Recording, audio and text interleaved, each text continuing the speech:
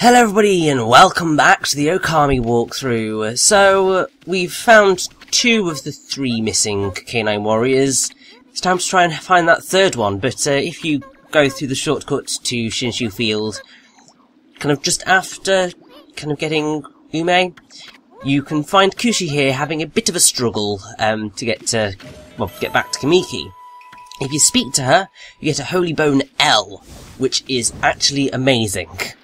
That is such a helpful item, because it restores that much health, it's ridiculous.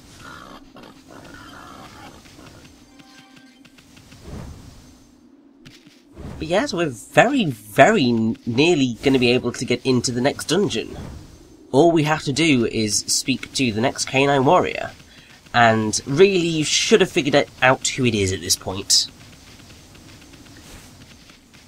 It's really not difficult, especially after, you know, realising that Umi was a canine warrior.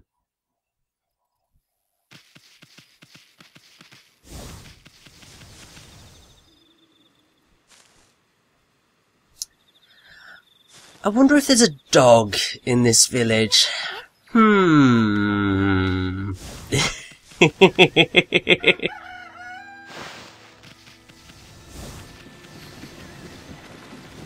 So if we go and speak to literally the only dog in the village, obviously first let's have a little pop by Mr. Orange. And somehow Kushi managed to get back before us? How the hell did that work? Blimmin' heck. Because like she were majorly struggling when we left her.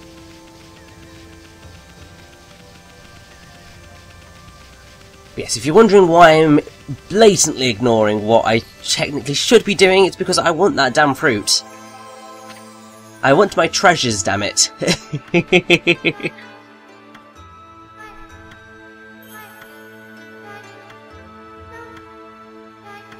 And as Sakura says, something... Sakura? Sakuya? I've got the whole Sakura thing going on in my head for various reasons. It's an easy mistake to make.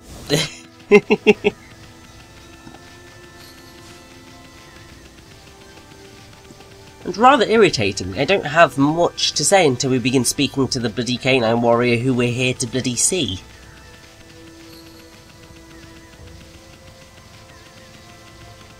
But let's talk to Hayabusa.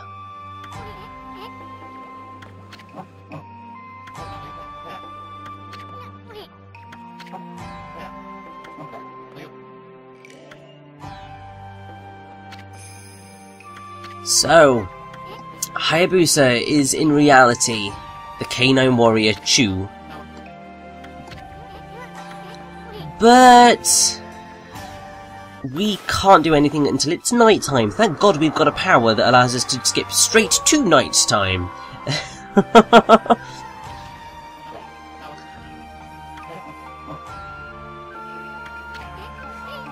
And so we're gonna have to fight Chu.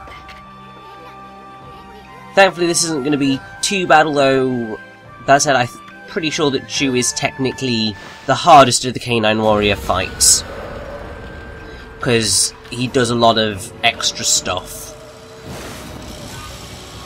Now, Chu, his Japanese name is Chuko, so literally dog of loyalty, because he has the loyalty orb.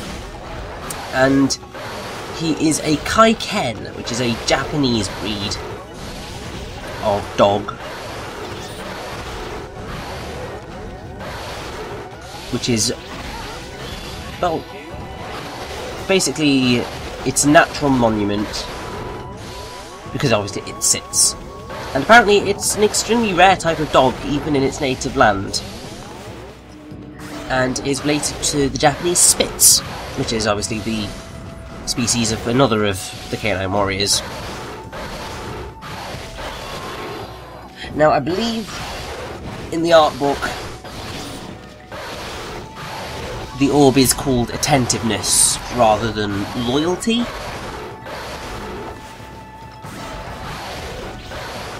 But I'm pretty sure that over the course of things, the whole thing to do with the orbs changed, because originally the blue orb is knowledge, but here it's loyalty. And I am pretty sure that that's not the thing that's that particular symbol. Although it does look remarkably similar. But either way, we find out the truth about Hayabusa and why he's here.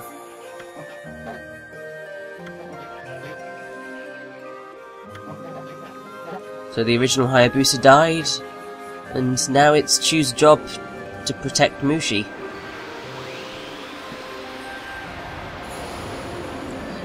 So we get the final orb, which means that we can actually return to Kusa village and hopefully save the day. Oh, come on, Issun, you know exactly that that's what it's related to. As you obviously just heard there, there's the whole story of when Orochi selects his victim, he shoots a white-plumed arrow from the sky, and yeah, stuff is gonna be hitting the fan quite spectacularly, I suspect.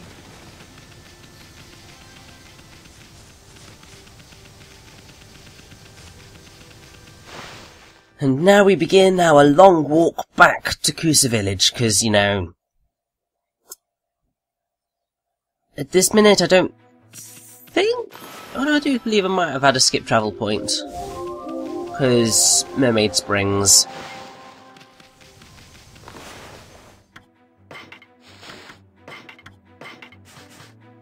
Although I think what I may be doing is going to... one somewhere out here.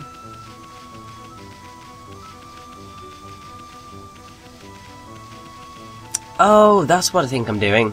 So, obviously we saved Ida.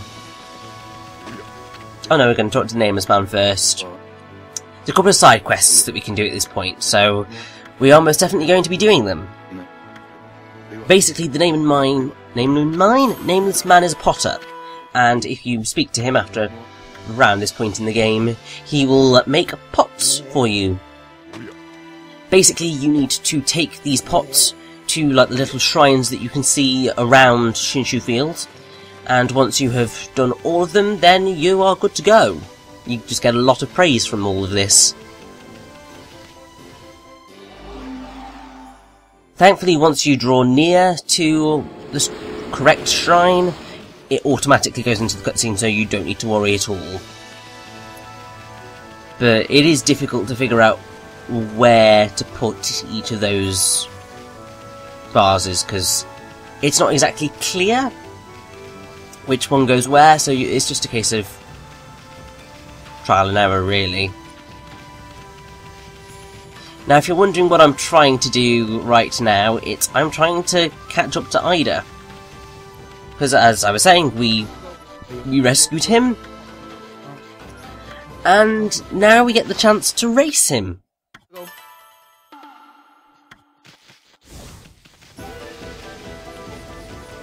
And I love this music so much. It's an absolutely amazing track. And what's even better is that it's a theme that is going to... Well, this particular theme is a leitmotif in Ōkami. And it comes back in spectacular fashion towards the end of the game, and...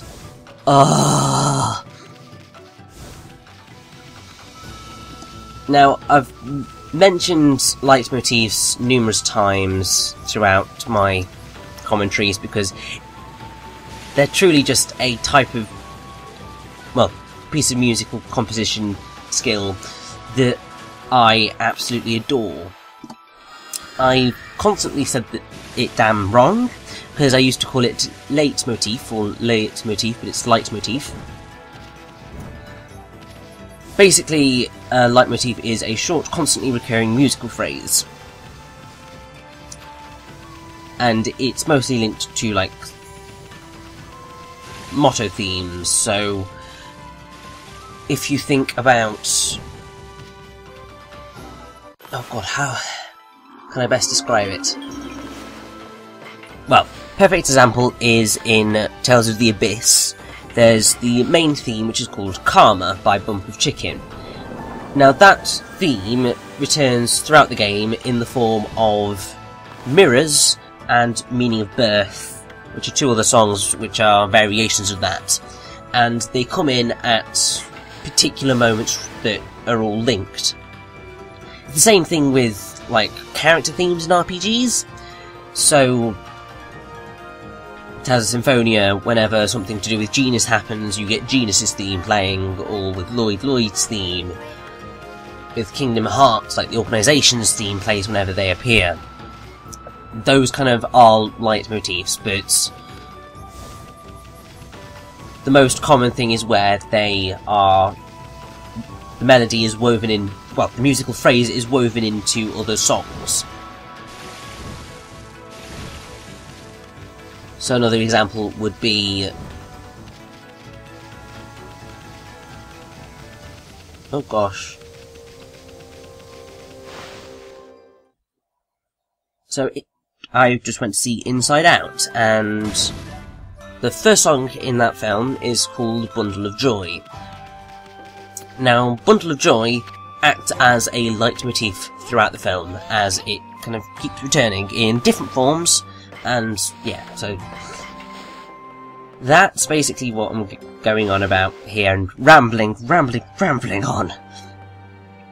But it is one of my most favourite things to do with music that's linked to a narrative, because there's just something that switches in the head whenever it happens, and it's just like, this makes things feel complete, and it makes things feel right, and that's the best way I can describe it, really. Now, the reason we had to pop back to Tessa Sanctuary is because I forgot to feed Take, and rather irritatingly, I ended up spending a lot of time running about trying to find Take, because I wasn't sure where the hell he'd gone, because I thought he'd be in the bamboo grove, which is where we left him, but nope. After you have completed all the stuff in Tessa Sanctuary, if you want to find Take again, you need to go to the throne room, and he'll be there. But, oh, that was an incredibly stressful moment for me, because I was just like, I've missed a dog. I can't miss a dog. Ah! And for some reason, when I was saying that, I was doing jazz hands, because gesticulation when nobody can see you, it's fine, I'm weird, I know I'm weird.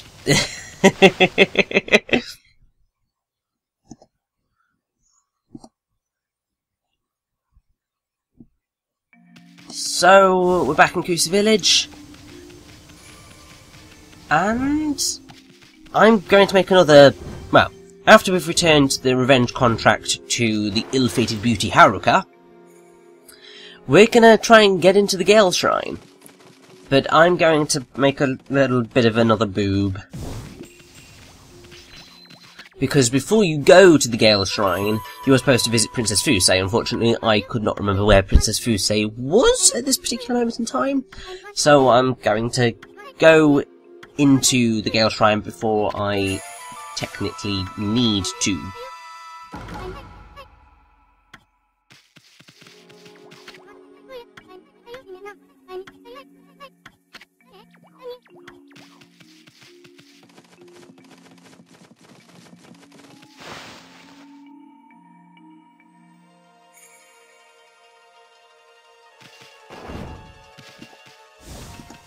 Obviously this means we have a little bit more walking to do than we technically should.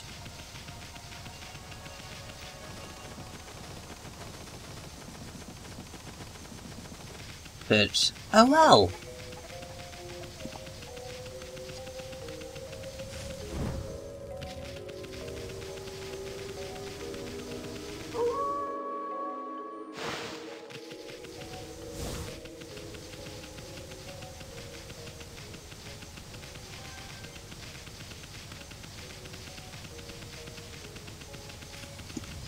So, here we go, going into, you know,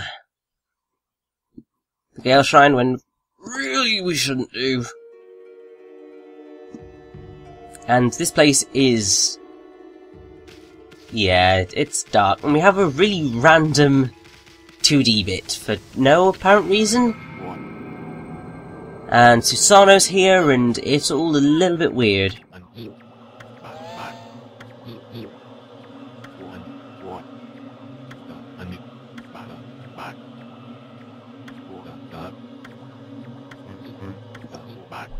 But I would like to bring up this guy right here. He is a ghost, and he is Yatsu.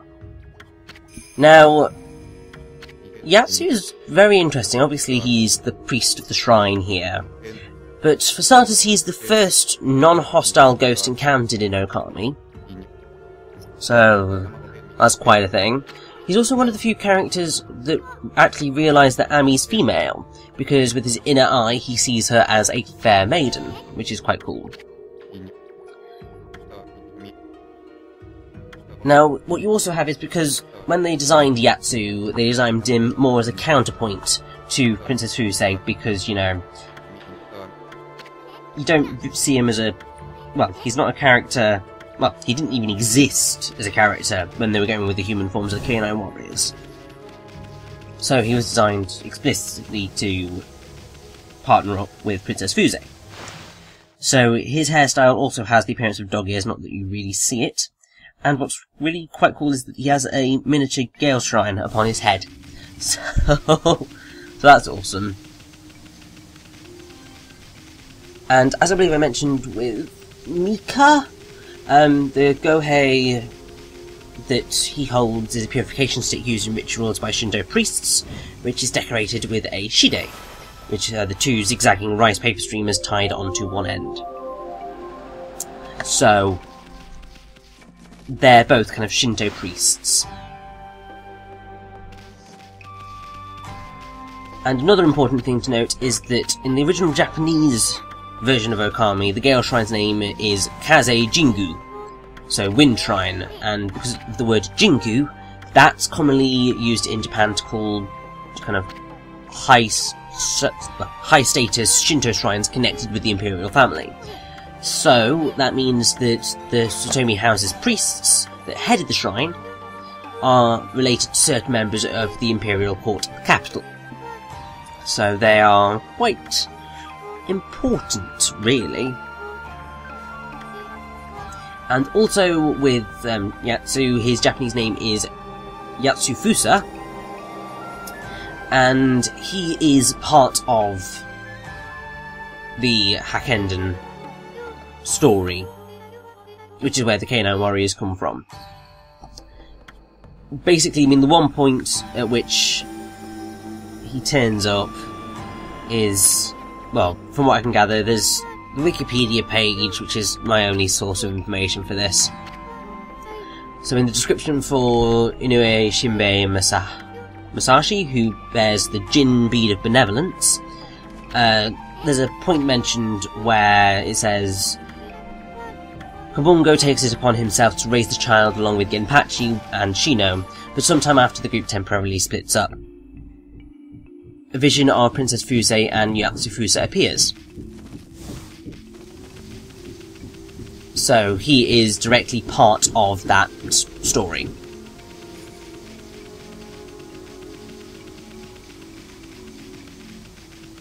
But it's time for us to head into the Gale Shrine proper now that we have the Satomi power orb, because that means that Yatsu will actually let us in, thank God.